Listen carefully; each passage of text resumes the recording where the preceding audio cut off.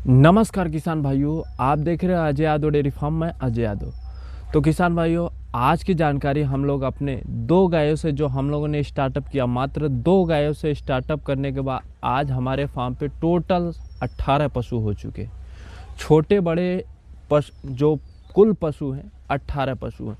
दो गायों से किस तरीके से हम लोगों ने 18 पशुओं का हर्ट्स तैयार किया, आज हम लोग वीडियो के माध्यम से हम लोग बताना चाहते हैं। जो हमारे युवा पशुपालक इस क्षेत्र में आना चाहते हैं, तो इस क्षेत्र में आने के कैसा है कि वो कहाँ से गलती करते हैं ताकि वो चल के डेयरी सेक्टर को प्रॉफिट में ना लेके उसको घाटे के सौदे पे लेके चले जाते हैं। किस तरीके से हम लोगों ने ना ही एक भी गाय परचेजिंग किए बिना आज अपने फार्म में टोटल 18 पशु हो चुके।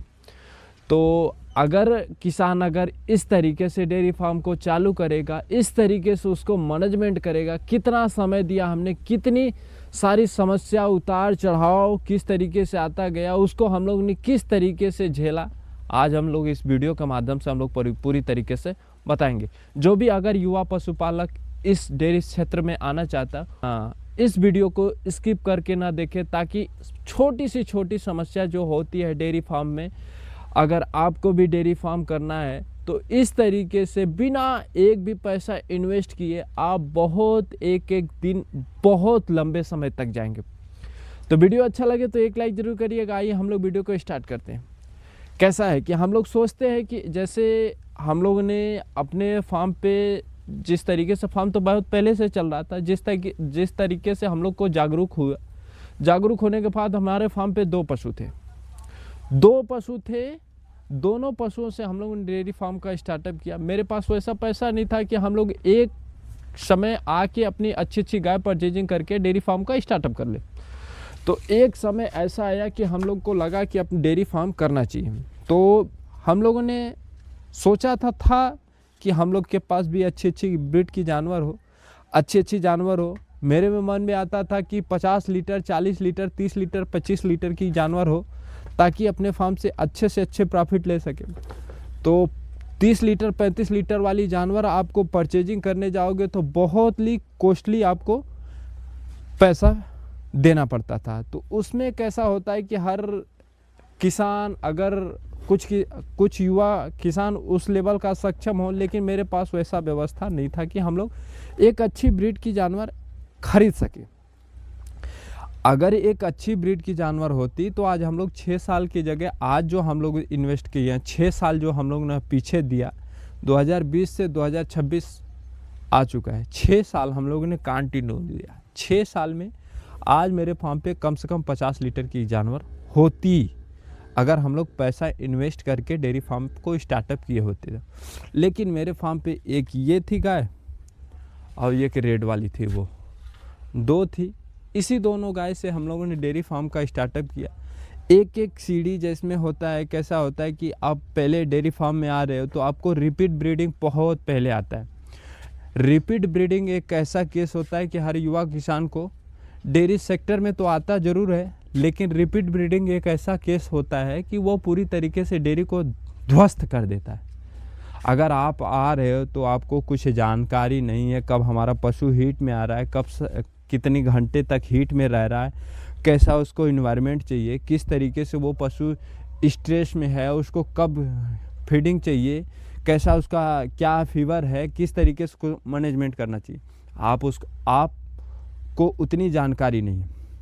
तो हम लोगों ने जब 2020 से जब हम लोगों ने काम स्टार्टअप किया, तो हमें लगा कि अपने फार्म पे मैं तो खरीद नहीं पाऊँगा एक अच्छे जानवर, मुझे ब्रीड पे काम करना चाहिए।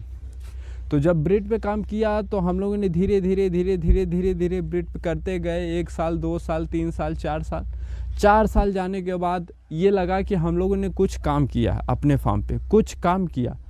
1 बछड़ी आई, 2 बछड़ी आई, 3 बछड़ी आई, 4 बछड़ी आई। आज मेरे फार्म पे सब बछड़ी, ये जो बछड़ी देख रहे हो, आज के डेट में मार्केट में देखा जाए तो इसका 1,25,000, 30,000, 35,000 दाम होगा इस बछड़ी का। फर्स्ट टाइमर में इसने काविंग किया, बहुत अच्छा दूध भी चल रहा है। तो इस तरीके से अगर युवा किसान अगर ऐसी बछड़ी लेगा तो इसको इतना पे करना पड़ेगा आज के डेट में। ये तो अभी टेलर है, अभी पिक्चर बाकी इन लोगों से। तो हम लोग सोचते रहते थे कि ऐसी बछड़ी हो अपने फार्म पे, लेकिन हो किस्मत कैसा है कि हो नहीं पाता था। तो हम लोगों ने ब्रीड पे काम किया, जैसे कुछ कंपनियों के सीमन हम लोगों ने परचेजिंग किया। उस समय उतनी जानकारी नहीं थी कि कौन सी कंपनी का सीमन भी अच्छे आते हैं और उस कंपनी को कहाँ से हम लोग को सीमन मिलेगा, क्या मिलेगा, हम लोग किस तरीके से लाएंगे।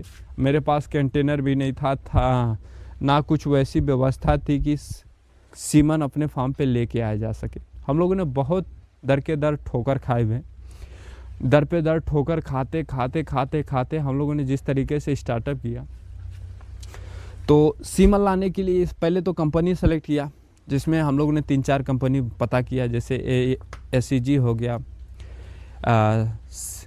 वर्ल्ड वाइड हो गया, CRI हो गया, CMAX हो गया, ABS हो गया। तो जिसमें हम लोगों को आसानी से उपलब्ध होने वाला सीमन 2 कंपनी था, SCG था और ABS था। CRI, CMAX, world wide, WWS, ये 2-3 कंपनी हम लोगों को आसानी से उपलब्ध भी नहीं हो पाता था। तो हमें लगा कि मैं इन कंपनियों के बुल, जैसे CRI, CMAX भी सीमन इंपोर्ट करता है, ABS वर्ल्ड वाइड भी सीमन इंपोर्ट करता है, तो ABS क्या करती है और SCG क्या करती है, इन लोग बुल ही इंपोर्ट कर लेते हैं। जो नए जनरेशन के बुल होते हैं, जिसकी अच्छी पेडिग्री होती है, जिसका अच्छा डाटा होता है, उन लोग उस बुल को ख़रीद के इंडिया में लेके आते हैं। तो हमें ये लगा कि अपने फार्म पे SCG और ABS के साथ जाना चाहिए। तो SCG के हम लोगों ने कुछ बुल का सिलेक्शन किया, तो SCG के वो बुल हम लोगों को उपलब्ध नहीं हो पा रहे थे। तो मुझे लगा कि SCG के कुछ बुल उपलब्ध नहीं हो पा रहे हैं, तो क्यों ना ABS के बहुत आसानी से उपलब्ध हो जा रहे हैं, तो ABS का ही लगाया जाए। तो हम लोगों ने वहाँ से ABS का जब बुल सिलेक्शन किया, मैंने सेल्स मैनेजर को फ़ोन किया, सेल्स मैनेजर ने हमारी बहुत हेल्प भी किया। उन्होंने बताया कि ये चीज़ लगाओगे तो अपने फार्म पे अच्छा से अच्छा इम्प्रूवमेंट मिलेगा। उस समय उतनी जानकारी नहीं थी कि बुल का कैटलॉग, मतलब उसका चार्ट हम लोग को देखने आए कि हमारे फार्म पे क्या कमी है, उसको किस तरीके से हम पूरी करें। कैटलॉग हम लोगों को देखने नहीं आता था। तो SCG ABS वालों से हम लोगों ने, जो सेल्स मैनेजर, उनसे बातें किया। तो बातें करने के बाद बोले कि उपलब्ध हो जाएगा, आपके यहाँ उपलब्ध हो जाएगा, आपको यहाँ लोग आपके क्षेत्र में उपलब्ध है। तो हमें ये लगा कि सीमन तो अब मिल जाएगा, लेकिन मेरे पास एक समस्या और आके खड़ी हो गई कि मेरे पास कंटेनर की व्यवस्था नहीं थी कि अब मैं सीमन किस तरीके से लाऊं। ये सारी समस्या बन के मेरे सामने आके खड़ी हो गई। तो अब सीमन लाने के लिए सारी समस्या मेरे सामने खड़ी हो गई। पशु हीट में आ गया, सीमन लाना है, किस तरीके से लाया जाए। तो हम लोगों ने सिलेक्शन किया कि एक थर्मस का, मिल्टन का थर्मस आता है, उसमें हम लोग अपने फार्म के लिए सीमन लेके आएंगे। सीमन जब लेने के लिए गए तो उन्होंने बोला कि आप इसमें ज़्यादा समय तक सीमन इस मिल्टन के थर्मस में नहीं रख सकते। तो हमने उनसे बोला कि मैं, जाहिर सी बात है कि इसमें तो हम लोग ज़्यादा समय तक सीमन नहीं रख पाएंगे। उसी समय हम जाते थे जिस समय हम लोगों को 4 से 5 घंटे 1 लीटर का थर्मस लेके जाते थे, 4 से 5 घंटा चल जाता था। तो 4 से 5 घंटा उसी समय जाते थे कि हम अपने फार्म पे लाने के बाद तुरंत EI कर दें। तो हम लोग वहाँ से लेके आए, EI किया। EI करने के बाद पशु रिपीट होता था 2-3 बार। तो सेक्स शॉर्टेज हम लोग पहली बार में हम लोगों ने, जिस समय हम लोगों ने 2020 में ब्रीडिंग पे काम करना चालू किया, तो हम लोग 10 सेक्स शॉर्टेज लगा दिए। जैसे ब्रूट हो गया, रोडियो हो गया, उसका क्या बोलते हैं, उसका मैसिव ब्लड लाइन है, याद नहीं, पाइपर हो गया। ये सारे 4 बुल 5 बुल, आर्माडा भी हो गया, लगाया था। 5 बुल रिपीट कर गए। ये लगा कि अब इम्पॉसिबल है, लेकिन फिर भी एक बार कोशिश किया। हम लोगों ने सोचा कि एक बार कोशिश किया जाए। कोशिश करने वालों की कभी हार नहीं होती है किसान भाइयों। आप अगर ज़िंदगी में कोशिश करते गए तो एक दिन आपको मुकाम ज़रूर मिलेगा। ये सही है, ये बातें सत्य है।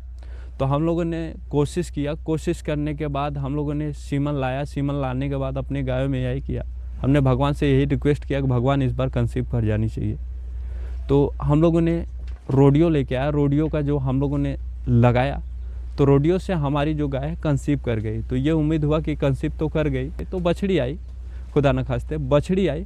तो बछड़ी आने के बाद फार्म पे ये लगा कि अब हमारा यहाँ से जर्नी स्टार्टअप हो चुका है। धीरे धीरे धीरे धीरे एक एक स्टेप करते गए, आज फार्म बहुत अच्छे तरीके से स्टेबल है, जिसमें हम लोग अपने सारी बछड़ियों का हम लोग डाटा भी दे सकते हैं। कौन से बुल की कौन बछड़ी है, इस पर कौन सा सीमन लगा है, कौन सा आने वाली बछड़ी है, किस पे हम लोग आगे की प्लान क्या किए, सारा हम लोग अपने इस फार्म के बारे में रिकॉर्ड रखते हैं, ताकि इन फ्यूचर कैसा होता है कि वही किसान आगे बढ़ सकता है जो ब्रीडिंग पे काम करे, अन्यथा वो कभी भी डेयरी फार्म को सक्सेस में नहीं लेके जा सकता। तो धीरे धीरे धीरे धीरे एक एक स्टेप हम लोग ने चढ़ाई किया। पहले तो बहुत सारी कठिनाइयों को हम लोग झेलते गए। आज फार्म पे बहुत अच्छा प्रोडक्शन है, प्रोडक्शन के साथ साथ बहुत अच्छा दूध भी है। और दूध के साथ साथ किसान भाइयों, आर्थिक व्यवस्था तभी सही होता है जब आपके फार्म पे अच्छा दूध होगा, तभी आपके फार्म पे आर्थिक व्यवस्था अच्छी होगी।